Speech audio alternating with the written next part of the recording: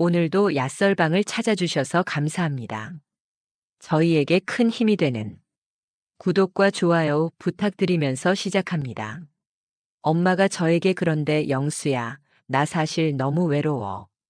나 이제 어쩌면 좋겠니? 하고 수줍게 웃더군요. 그렇게 엄마는 소파에 누워서 웃다가 갑자기 영수야, 나 이제 못 참겠어. 이제 내 마음 좀 읽어줘, 영수야 라고 했습니다. 그렇게 그날 엄마와 나는 하나가 되었어요. 나는 엄마를 위해 최선을 다했습니다. 엄마는 너무 좋다고 하면서 울더군요. 안녕하세요. 오늘의 사연을 시작하겠습니다. 엄마는 나랑 살기 위해 서울집을 처분하고 한적한 산골로 이사를 했습니다. 이곳은 우리가 아는 사람은 아무도 없습니다.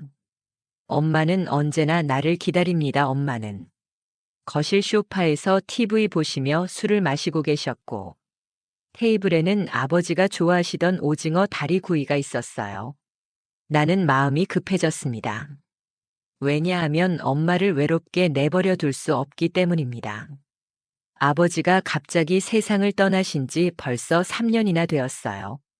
정확하게 말하자면 내가 고등학교 1학년 때였습니다. 그날은 중간고사가 있는 날이었는데 열심히 공부한 덕분에 100점을 받아서 기분이 좋았습니다. 얼른 집에 가서 자랑해야겠다고 생각하고 집으로 가던 중에 엄마의 문자 메시지가 왔는데 메시지 내용은 빨리 전화하라는 내용이었습니다.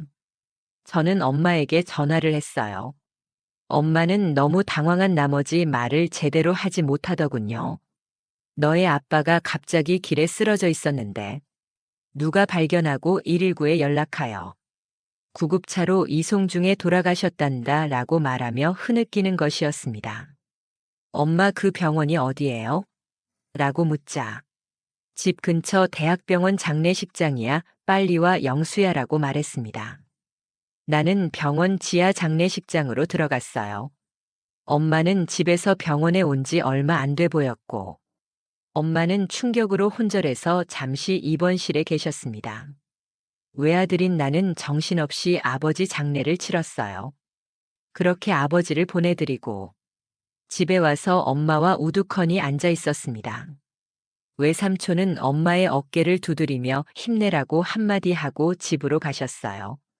나를 낳아준 엄마는 내가 6살 때 지병으로 돌아가셨습니다. 그때 기억이 어렴풋이 나는데 아빠가 많이 울었던 것으로 기억합니다. 그 일이 있고 나서 친할머니가 나를 키워주셨어요. 내 손주 이 할머니가 지켜줄게라고 하시더니 할머니도 1년 뒤에 돌아가시고 말았어요. 친척들은 아버지에게 혼자 어떻게 아들을 키울 거냐고 하며 재혼하기를 종용했지만 아버지는 재혼을 거부했습니다. 하지만 길고 긴 설득 끝에 지금의 새엄마를 만나게 되었어요. 나는 8살이었고 새엄마는 30살이었습니다. 내가 보기에도 참 예쁘고 친절했어요. 아빠는 새엄마를 저에게 소개했고 엄마 품이 그리웠던 나는 새엄마에게 달려가 안기며 엄마 안녕하세요 하고 웃었습니다. 새엄마는 보자마자 엄마라고 부르는 나를 극진히 잘 보살펴 주었습니다. 그리고 새엄마는 나를 위해 동생을 갖지 않겠다고 선언했습니다. 나는 동생이 생겼으면 좋겠다고 동생 좀 낳아달라고 보채었지만 새엄마는 영수만을 위해서 살 거야 라고 말했습니다. 아버지가 돌아가신 후 엄마는 아빠의 보험급으로 동네에서 여성용 옷가게를 하셨습니다. 엄마는 장사 수완이 꽤 좋았어요. 그 당시 옷을 입어보고 그냥 가버리려고 하는 아줌마들이 꽤 많았는데 엄마는 절대로 그런 손님을 내버려 두지 않았습니다. 그렇게 엄마는 장사를 하면서 점점 장사 수완이 좋아졌어요. 그리고 집에 오면 아빠의 사진을 쓰다듬으며 술을 마셨습니다. 엄마는 이목구비가 뚜렷한 데다가 계란형 얼굴에 키는 165에 군살 없는 보기 좋은 몸매입니다. 그러니 주변 사람들이 그렇게 젊은 나이에 왜 전처 자식을 키우고 사냐고 하면서 영수도 이제 성인이 되었으니 엄마에게 재혼하라고 했습니다. 동네 사람들에게 그런 말을 들을 때마다 그런 말 말아요. 나는 우리 영수랑 평생 살 거예요. 내 생에 재혼이란 없어요라고 단호하게 거절했습니다. 엄마의 희망은 오로지 나밖에 없다고 강조했어요. 그런 엄마가 안쓰럽기도 하고 고맙기도 해서 엄마의 기대에 부응하려고 저는 노력을 했습니다. 그리고 엄마는 매일 밤 술을 마셨어요. 나는 엄마와 함께 이런저런 얘기를 하던 중에 엄마한테 한 가지 물어볼 게 있다고 했어요. 엄마는 왜 아들 딸린 남자랑 결혼했냐고 말입니다. 엄마는 너의 아빠를 만나보니 너무 자상하고 책임감이 강해서 너의 존재는 아무 방해물이 되지 않았다고 했습니다. 더군다나 나를 보자마자 엄마라고 부르며 안기는데 너무 사랑스럽더라고 했습니다. 그날따라 아빠가 너무 보고 싶다고 하시며 엄마는 눈물을 흘리셨어요. 나는 그런 엄마가 너무 가여워서 엄마를 안아드렸습니다. 엄마는 내 머리를 쓰다듬으면서 우리 영수만 있으면 돼. 나는 너만 있으면 된다고 무슨 뜻인지 알겠니? 라고 말하더군요. 응 알아. 앞으로 엄마 옆에 꼭 붙어 있을게. 나 어디 안 가라고 말하며 엄마를 다시 포옹을 했습니다. 그런데 영수야, 나 사실 너무 외로워. 나 이제 어쩌면 좋겠니? 하고 수줍게 웃더군요. 그렇게 엄마는 소파에 누워서 웃다가 갑자기 영수야, 나 이제 못 참겠어. 이제 내 마음 좀 읽어줘, 영수야 라고 했습니다. 그렇게 그날 엄마와 나는 하나가 되었습니다. 나는 엄마를 위해 최선을 다했어요. 엄마는 너무 좋다고 하면서 울더군요. 나는 엄마의 눈물을 닦아주었어요. 엄마는 그런데 너 대학생이 되었는데 여자친구 없었어?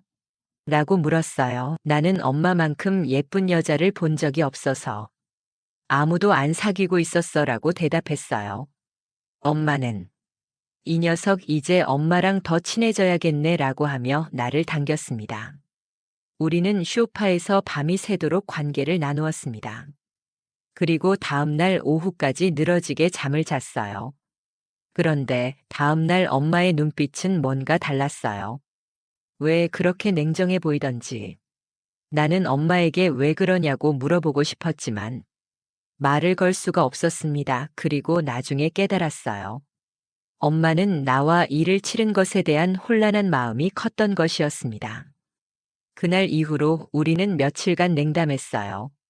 그리고 어느 날 친구들과 당구를 치고 늦게 들어왔는데 엄마가 내 방에 들어와서 말없이 나를 바라보시기에 엄마 무슨 할 말이라도 있는 거예요? 하고 물어보았습니다. 엄마는 영수야 오늘 너랑 같이 있고 싶어라고 하셨어요. 순간 얼음장같이 굳은 마음이 사르르 녹는 느낌이 들었습니다. 엄마 얼른 씻고 올 테니 누워 계시라고 하고는 저는 빠르게 씻고 나왔습니다. 그날 엄마와 저는 밤이 새도록 행복하고 즐거운 시간을 보냈습니다. 그리고 엄마는 혼자 TV 보며 혼자 술 마시는 일이 줄어들었습니다. 늘 내가 옆에 있었기 때문이었습니다. 엄마는 내 소중이를 보며 정말 부전자전이구나라고 말하고 수줍게 웃었습니다. 나는 그런 엄마가 너무 사랑스러워서 체력이 닿을 때까지 엄마를 기쁘게 해줬습니다. 이듬해 나는 군에 입대하게 되었어요. 엄마는 무척 아쉬워하셨어요. 그리고 자주 면회를 왔습니다.